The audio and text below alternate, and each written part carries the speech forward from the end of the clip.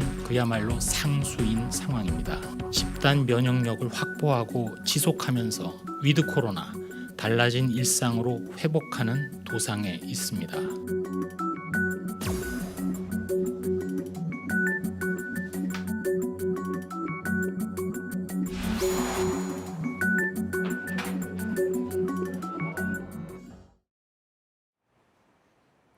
정부가 이른바 위드 코로나를 새로운 방역 전략으로 검토하고 있죠. 그러려면 무엇보다 백신 접종률이 높아야 하는데요. 백신 접종을 시작한 지 약 6개월 만에 우리 국민 50%가 1차 접종을 마쳤습니다. 이제 다음 주부터 시작하는 40대 이하 접종에서 속도를 내는 게 관건입니다. 임소라 기자입니다. 우리 국민 2명 가운데 1명은 코로나19 백신 1차 접종을 마쳤습니다. 올해 2월 26일 아스트라제네카 백신으로 국내에서 첫 접종이 시작된 지 6달 만입니다. 아직 갈 길은 멉니다. 이 가운데 접종이 완료된 사람은 전 국민의 22.4%입니다. 25%에 못 미칩니다. OECD 국가 가운데 아직 하위권입니다. 오는 26일부터 40대 이하 접종이 본격적으로 시작됩니다. 대상자의 63.9%에 달하는 977만여 명이 미리 예약했습니다. 미처 사전 예약을 하지 못한 40대 이하 희망자는 오후 8시부터 예약을 할 수 있습니다. 40대 이하 접종이 원활하게 이뤄지면 추석 전 1차 접종자가 국민의 70%에 달할 것으로 예상됩니다. 백신 접종률이 높아지면 정부가 새로운 방역 정책을 검토할 수 있는 여건이 생깁니다. 치명률, 의료체계 역량, 델타 변이 추이를 고려한 새로운 방역체계 전략과 체계를 같이 준비하도록 하겠습니다. 물론 델타 변이 바이러스의 감염력 때문에 코로나19 이전의 일상으로 돌아가긴 어렵습니다. 일부 해외 도시에서도 영업 제한을 풀고는 있지만 백신 완료자에 한해서만 다중 이용 시설을 이용할 수 있도록 했습니다. 실내 마스크 착용까지 개인 자율에 맡기는 급진적인 변화도 당장은 무리입니다.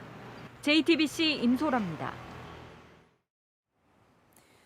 네, 한 코로나 전담병동의 모습입니다. 방호복을 입은 간호사가 할머니 환자와 공놀이를 하고 있죠.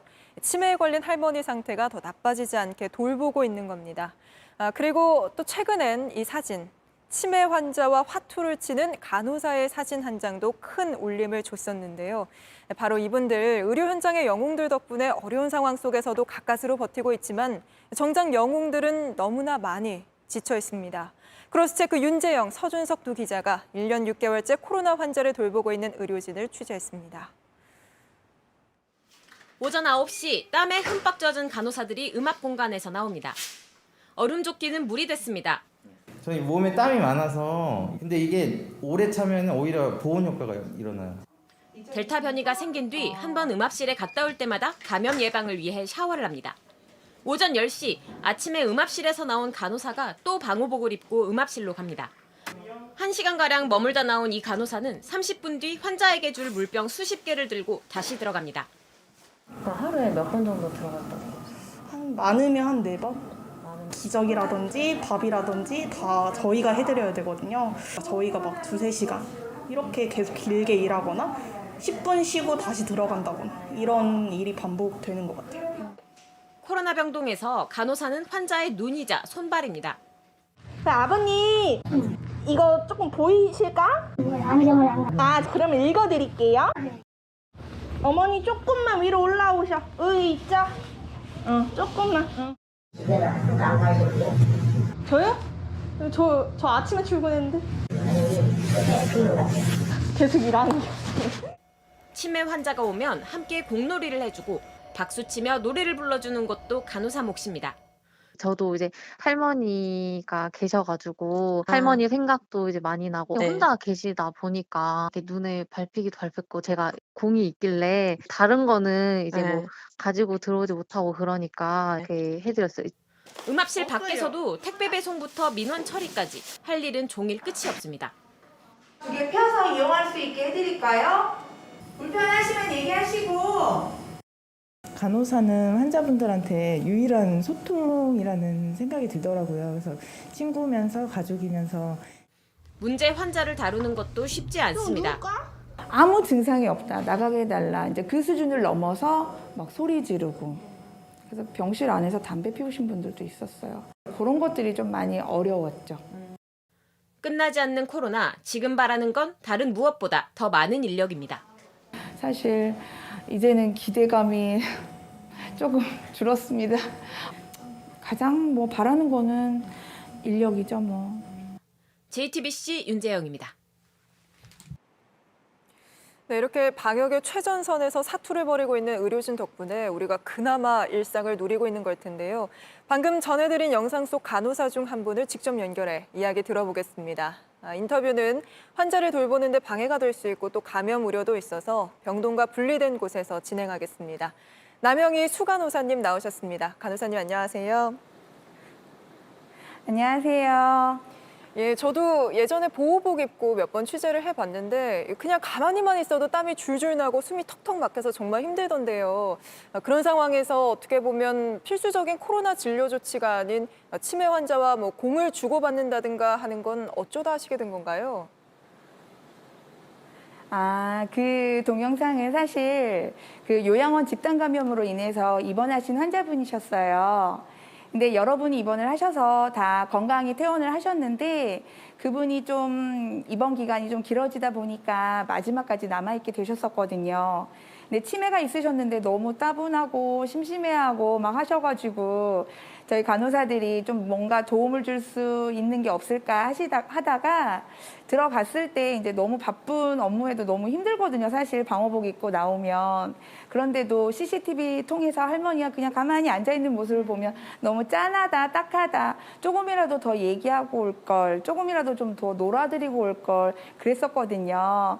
그러다가 생각해낸 게 그럼 들어갈 때마다 할머니를 위해서 뭔가를 좀 해드리자라고 해가지고 저희가 생각해서 했던 장면이었어요. 아, 예. 그래서 할머니 환자분은 건강히 네네. 잘 퇴원하셨고요. 네네. 다행히 잘 회복되셔가지고 그때 다시 계셨던 요양원으로 가시게 되었고요.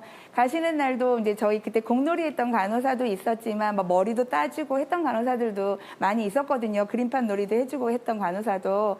근데 가실 때 할머니 제가 손녀 할까요? 라고 했던 할머니 그럼 나야 좋지 라고 하셨다고 하더라고요. 그러면서 손 흔들면서 잘 가셨어요. 이렇게 의료진 분들이 애써주시는 덕분에 저희는 일상을 어느 정도 누리고 있는데 간호사님의 일상은 좀 어떠십니까? 아무래도 이제 모든 사람들이 코로나 영웅이다 덕분에라고 이제 많이들 칭찬해 주시고 격려해 주시고 하는 부분이 있어요.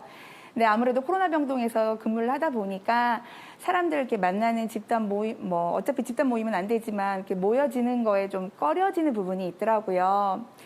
저 같은 경우도 저는 중학생하고 초등학생 아들이 있어요.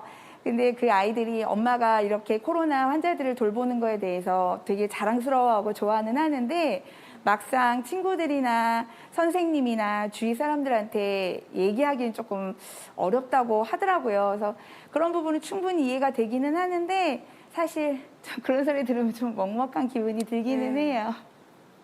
당연히 그러실 것 같습니다. 사실 의료진 덕분에라는 응원보다는 또 처우를 개선해달라는 목소리가 터져 나온 지도 이제 꽤 됐는데요. 마침 다음 달 총파업도 예고가 돼 있고요. 그래서 마지막으로 정부가 이것만은 꼭 개선해달라고 말씀하고 싶은 게 있다면요. 인력 충원이죠. 인력이 좀 더 많은 인력 충원을 좀 해주셨으면 저희가 앞으로도 더 힘내서 일할 수 있지 않을까 싶습니다. 열심히 일하고 있는 지금 의료진들 다들 힘내시고 앞으로도 더욱더 잘 해나가자고 화이팅 한번 하고 싶어요. 네, 저도 의료진 여러분에게 화이팅 한다는 말씀 꼭 드리고 싶습니다. 의료진에게도 평범한 일상을 안겨주는 날이 하루빨리 오면 좋겠고요. 오늘 말씀 여기까지 듣겠습니다. 바쁜 와중에 경험 나눠주셔서 고맙습니다. 남영희 수간호사님이었습니다.